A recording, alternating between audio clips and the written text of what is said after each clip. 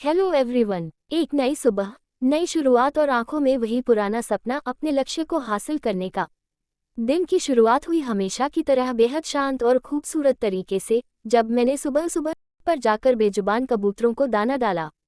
सुबह के वक्त उन पक्षियों की चहचहाहट सुनना मन को एक गजब का सुकून और पॉजिटिविटी दे जाता है।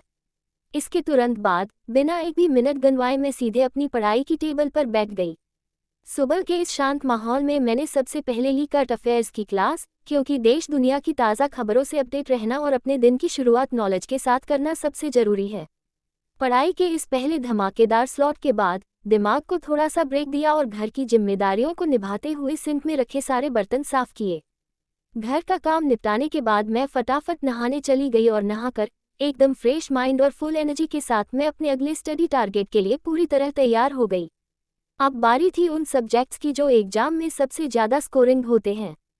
टेबल पर बैठते ही मैंने सबसे पहले मैथ्स की क्लास शुरू की, जिसमें आज साधारण ब्याज यानी सिंपल इंटरेस्ट के सारे PYQs पिछले सालों के सवाल अच्छे से रख गए, ताकि कॉन्सेप्ट दिमाग में बिल्कुल पक्का हो जाए और एग्जाम में कोई गलती ना हो। इसके तुरंत बाद मैंने बिना रुके अपनी GK की क्लास ली, जिसमें आज का हमारा बेहद महत्वपूर्ण टॉपिक था राजस्थान के प्रमुख संत और संप्रदाय।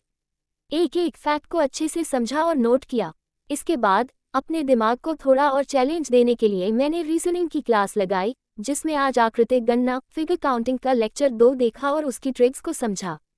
और हाँ, एग्जाम के लिए साइंस को तो बिल्कुल भी नहीं भूल सकते, इसलिए साइंस में आज मानव रोग ह्यूमन डिजीजेस का लेक्चर 3 पूरी शिद्दत के साथ कंप्लीट किया। सुबह से चल रहे इस लंबे और धमाकेदार स्टडी सेशन को मैंने अपनी मातृभाषा हिंदी की क्लास के साथ खत्म किया, जिसमें आज वर्ण और विचार का लेक्चर 2 पूरा किया। घर के सारे काम, बेजुबानों की सेवा और बैक टू बैक पूरे 5 सब्जेक्ट्स की क्लासेस। सच कहूँ तो शरीर में थकावट जरूर है, लेकिन अपने सपनों के, अपने लक्ष्य के एक कदम और करीब पहुँचने की जो खुशी है, वो इस थकावट से कहीं ज़्यादा बड़ी है। बस इसी तरह रोज मेहनत करनी है, खुद को कल से बेहतर बनाना है।